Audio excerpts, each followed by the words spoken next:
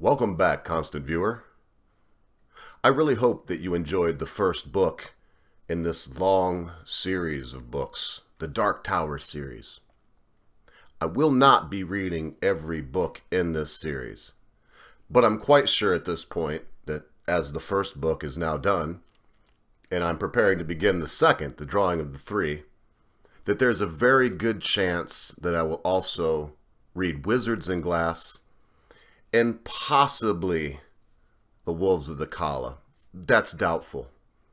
I will go on from there and start to upload short stories, not only by Stephen King, but some old classics like The Crowd. And I should know right away who wrote that. I want to say it was Lovecraft, H.P. Lovecraft. I could be wrong. But I will be reading some stories by some greats like H.P. Lovecraft. I'm sure that we'll touch on Robert E. Howard. And I'll be looking for your requests. I had a request from an old friend to narrate Dune. But at the end of this, the thought of the Dark Tower, I'm not doing this for any money, obviously. I'm doing this for my own enjoyment and for your enjoyment and entertainment. So the motivation has to be there. And when I think of Dune, or when I even think of the entire Drawing of the Three series, the Dark Tower series, I gotta tell you, I would want to be thinking about $100, per finished hour of work. In other words, when it's all done and ready to be listened to, every hour of time that's produced would pay me $100. That's not a huge fee when it comes to narrators, but it's not a tiny one either. I think a small fee would be $25. Listen, I'm going off the rails. I'm doing that to tell you that I'm going to start this book here to let you know it will be being uploaded. I got some good advice from the common sense guy, good old JB, from the mother country across the pond. And his thought was that it would be much better for myself and for people that come to listen if they went to a channel dedicated to books. So that's what I'm going to do. I'm going to upload this first part, the Drawing of the Three, here now. And then I intend to upload all of the first book in one shot. I'm hoping to. I don't know if it'll let me. We'll see. So that it will all be up in one shot. You could click on the Gunslinger Book 1, and there'll be no, you want to just go to the playlist. I'm getting a little long now. I'm going on 3 minutes of this opening ramble. The last point that I do want to make is this. This is the last time you'll hear me speak off the cuff or say anything other than what the book is, what part it is, who I am and who wrote it, and then go directly into narration. I want it to be a little bit more professional, is what I'm trying to tell you. And me giving explanation at the beginning or at the end of each is not professional. I think this opener, this prologue, if you will, and have something at the end, a little, afterward, if you will be fine. But more than that, I'll be encroaching on Mr. King's time. So now, folks, I think there's something interesting around this corner. It looks a little dark back there, and I think I heard something scurrying. Perhaps you'll join me. We'll find out what truly creeps in the dark. And now, without any further ado, the Dark Tower series, Book 2, The Drawing of the Three by Stephen King, narrated by The Laughing Ogre. Argument. The Drawing of the Three is the second volume of a long tale called The Dark Tower. A tale inspired by, and to some degree dependent upon, Robert Browning's narrative poem, Childe Roland, To the Dark Tower Came, which in its own turn owes a debt to King Lear. The first volume, The Gunslinger, tells how Roland, the last gunslinger of a world which has moved on, finally catches up with the Man in Black, a sorcerer he has chased for a very long time. Just how long, we do not yet know. The man in black turns out to be a fellow named Walter, who falsely claimed the friendship of Roland's father in those days before the world moved on. Roland's goal is not this half-human creature, but the Dark Tower, the man in black, and, more specifically, what the man in black knows is his first step on his road to that mysterious place. Who exactly is Roland? What was his world like before it moved on? What is the tower and why does he pursue it? We have only fragmentary answers. Roland is a gunslinger, a kind of knight, one of those charged with holding a world Roland remembers as being, quote, filled with love and light, end quote, as it is, to keep it from moving on. We know that Roland was forced to an early trial of manhood after discovering that his mother had become the mistress of Martin, a much greater sorcerer than Walter, who, unknown to Roland's father, is Martin's ally. We know Martin has planned Roland's discovery, expecting Roland to fail and to be sent west. We know that Roland triumphs in his test. What else do we know? That the gunslinger's world is not completely unlike our own world. Artifacts such as gasoline pumps and certain songs, Hey Jude for instance, or the bit of doggerel that begins, beans, beans, the musical fruit, have survived. So have customs and rituals oddly like those from our own romanticized view of the American West. And there is an umbilicus which somehow connects our world to the world of the gunslinger. At a way station on a long deserted coach road in a great and sterile desert, Roland meets a boy named Jake who died in our world. A boy who was in fact pushed from a street corner by the ubiquitous and iniquitous man in black.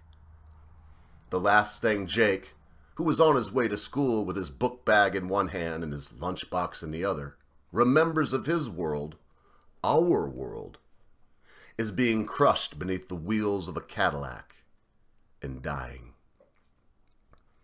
Before reaching the man in black, Jake dies again. This time because the gunslinger, faced with the second most agonizing choice of his life, elects to sacrifice this symbolic son. Given a choice between the tower and child, possibly between damnation and salvation, Roland chooses the tower. Go then, Jake tells him, before plunging into the abyss. There are other worlds than these. The final confrontation between Roland and Walter occurs in a dusty Golgotha of decaying bones. The Dark Man tells Roland's future with a deck of tarot cards. These cards showing a man called the Prisoner, a woman called the Lady of Shadows, and a darker shape that is simply death. But not for you, gunslinger, the man in black tells him. These are the prophecies which became the subject of this volume, and Roland's second step on the long and difficult path to the Dark Tower. The gunslinger ends with Roland sitting upon the beach of the Western Sea, watching the sunset. The man in black is dead, the gunslinger's own future course unclear. The drawing of the three begins on that same beach, less than 7 hours later. Prologue. The Sailor. Prologue. The gunslinger came awake from a confused dream which seemed to consist of a single image, that of the sailor in the tarot deck from which the man in black had dealt, or purported to deal, the gunslinger's own moaning future. He drowns, gunslinger, the man in black was saying, and no one throws out the line. The boy Jake. But this was no nightmare. It was a good dream. It was good because he was the one drowning, and that meant he was not Roland at all, but Jake. And he found this a relief because it would be far better to drown as Jake than to live as himself, a man who had, for a cold dream, betrayed a child who had trusted him. Good, all right, I'll drown, he thought, listening to the roar of the sea. Let me drown. But this was not the sound of the open deeps. It was the grating sound of water with a throat full of stones. Was he the sailor? If so, why was land so close? And, in fact, was he not on the land? It felt as if freezing cold water doused his boots and ran up his legs to his crotch. His eyes flew open then, and what snapped him out of the dream wasn't his freezing balls, which had suddenly shrunk to what felt like the size of walnuts, nor even the horror to his right, but the thought of his guns. His guns, and even more important, his shells. Wet guns could be quickly disassembled, wiped dry, oiled, wiped dry again, oiled again, and reassembled.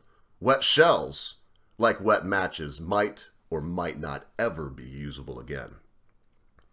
The horror was a crawling thing which must have been cast up by a previous wave. It dragged a wet, gleaming body laboriously along the sand. It was about 4 feet long and about 4 yards to the right. It regarded Roland with bleak eyes on stalks. Its long, serrated beak dropped open, and it began to make a noise that was weirdly like human speech. Plaintive, even desperate questions in an alien tongue. Did a chick? Dumb a chum? Dad a chum? Dad a chick? The gunslinger had seen lobsters. This wasn't one, although lobsters were the only thing he'd ever seen which this creature even vaguely resembled. It didn't seem afraid of him at all. The gunslinger didn't know if it was dangerous or not. He didn't care about his own mental confusion, his temporary inability to remember where he was or how he'd gotten there, if he had actually caught the man in black, or if all that had only been a dream. He'd only knew he had to get away from the water before it could drown his shells. He heard the grinding, swelling roar of water and looked from the creature. It had stopped and was holding up its claws, with which it had been pulling itself along, looking absurdly like a boxer assuming his opening stance, which Court had taught them was called the honor stance. To the incoming breaker with its curdle of foam. It hears the wave, the gunslinger thought. Whatever it is, it's got ears. He tried to get up, but his legs, too numb to feel, buckled under him. I'm still dreaming, he thought. But even in his current confused state, this was a belief much too tempting to really be believed. He tried to get up again, almost made it, then fell back. The wave was breaking. There was no time. He had to settle for moving in much the same way the creature on his right seemed to move. He dug in with both hands and dragged his butt up the stony shingle, away from the wave. He didn't progress enough to avoid the wave entirely, but he got far enough for his purposes. The wave buried nothing but his boots. It reached almost to his knees, then retreated. Perhaps the first one didn't go as far as I thought. Perhaps. There was a half moon in the sky. A caul of mist covered it, but it shed enough light for him to see that the holsters were too dark. The guns, at least, had suffered a wetting. It was impossible to tell how bad it had been, or if either the shells currently in the cylinders or those in the crossed gun belts had also been wetted. Before checking, he had to get away from the water, had to down a chalk. This was much closer. In his worry over the water, he had forgotten the creature that the water had cast up. He looked around and saw it was now only 4 feet away. Its claws were buried in the stone and shell-littered sand of the shingle. Pulling its body along, it lifted its meaty, serrated body, making it momentarily resemble a scorpion. But Roland could see no stinger at the end of its body. Another grinding roar, this one much louder. The creature immediately stopped and raised its claws into its own peculiar version of the honor stance again. This wave was bigger. Roland begun to drag himself up the slope of the strand again, and when he put out his hands, the clawed creature moved with a speed of which its previous movements had not even hinted. The gunslinger felt a bright flare of pain in his right hand, but there was no time to think about that now. He pushed with his heels of his soggy boots, clawed with his hands, and managed to get away from the wave. "Did it check?" the monstrosity inquired in its plaintive, "Won't you help me? Can't you see I'm desperate?" voice. And Roland saw the stumps of the first and second fingers of his right hand disappearing into the creature's jagged beak. It lunged again, and Roland lifted his dripping right hand just in time to save his remaining two fingers. "Dumma-chum? Dada-chum?" The gunslinger staggered to his feet. The thing tore open his dripping jeans, tore through a boot whose old leather was soft but as tough as iron, and took a chunk of meat from Roland's lower calf. He drew with his right hand and realized two of the fingers needed to perform this ancient killing operation were gone only when the revolver thumped to the sand. The monstrosity snapped at it greedily. "No, bastard!" Roland snarled and kicked it. It was like kicking a block of rock, one that bit. It tore away the end of Roland's right boot, tore away most of his great toe, tore the boot itself from his foot. The gunslinger bent, picked up his revolver, dropped it, cursed, and finally managed. What had once been a thing so easy it didn't even bear thinking about has suddenly become a trick akin to juggling. The creature was crouched on the gunslinger's boot, tearing at it as it asked its garbled questions. A wave rolled toward the beach. The foam which curdled its top looked pallid and dead in the netted light of the half-moon. The lobstrosity stopped working on the boot and raised its claws in that boxer's pose.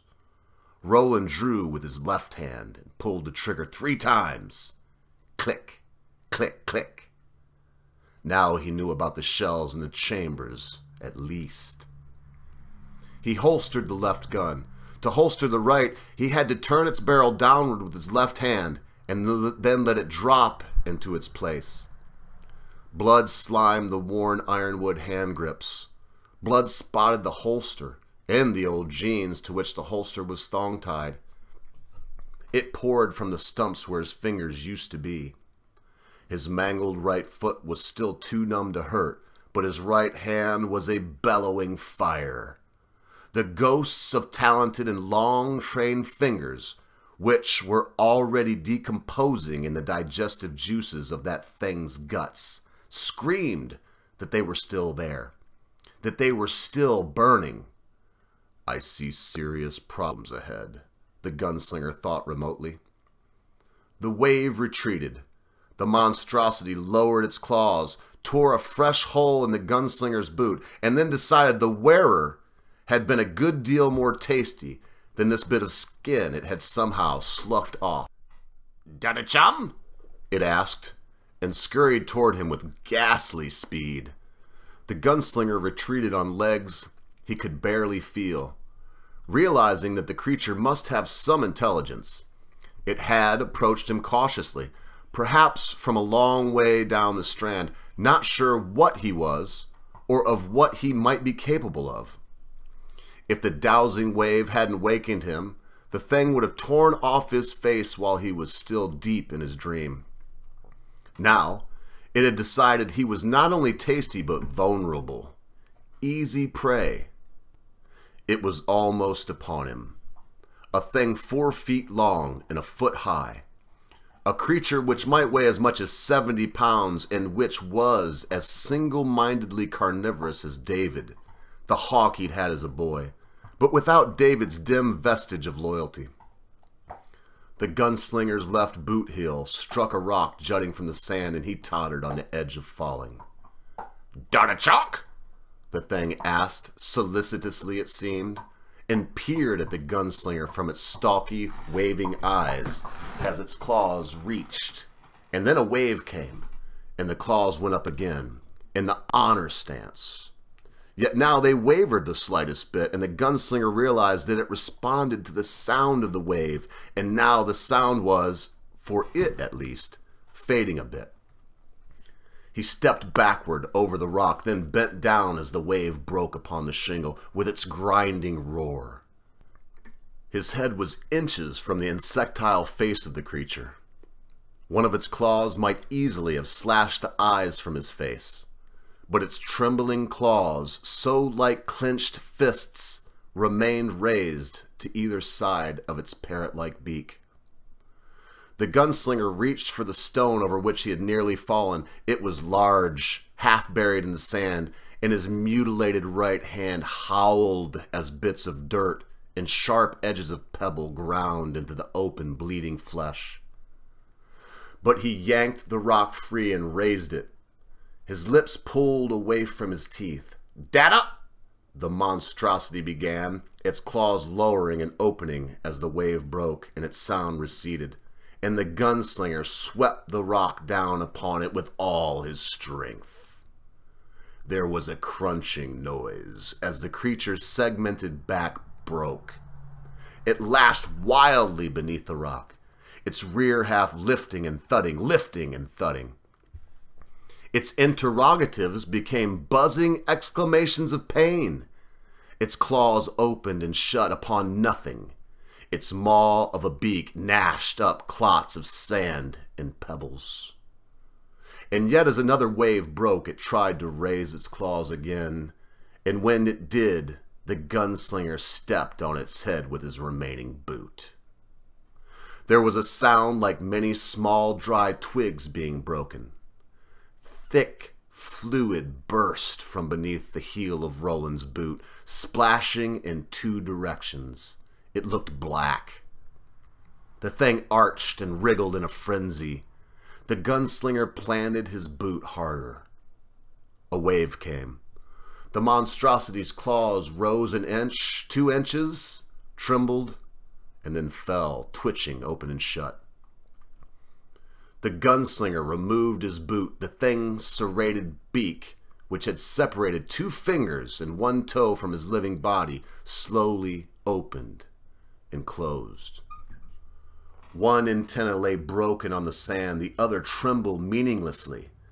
The gunslinger stamped down again and again. He kicked the rock aside with a grunt of effort and marched along the right side of the monstrosity's body, stamping methodically with his left boot, smashing its shell, squeezing its pale guts out into dark gray sand. It was dead, but he meant to have his way with it all the same. He had never, in all his long, strange time, been so fundamentally hurt. And it had been all so unexpected. He kept on until he saw the tip of one of his own fingers in the dead thing's sour mash, saw the white dust beneath the nail from the Golgotha, where he and the man in black had held their long palaver. And then he looked aside and vomited. The gunslinger walked back toward the water like a drunken man, holding his wounded hand against his shirt, looking back from time to make sure the thing wasn't still alive, like some tenacious wasp you swat again and again, and still twitches, stunned, but not dead. To make sure it wasn't following, asking its alien questions in its deadly, despairing voice.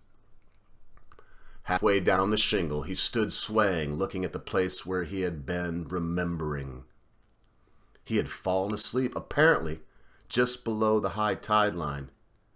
He grabbed his purse and his torn boot.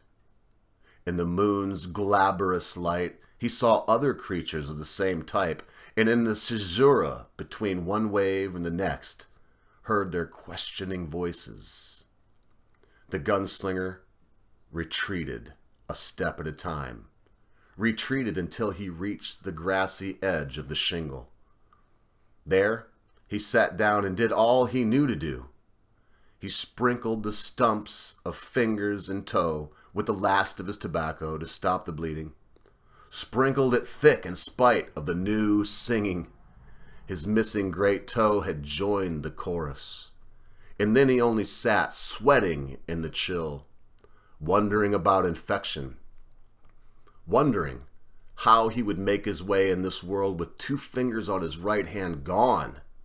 When it came to the guns, both hands had been equal, but in all other things his right hand ruled. Wondering if the thing had some poison in its bite which might already be working its way into him. Wondering if morning would ever come.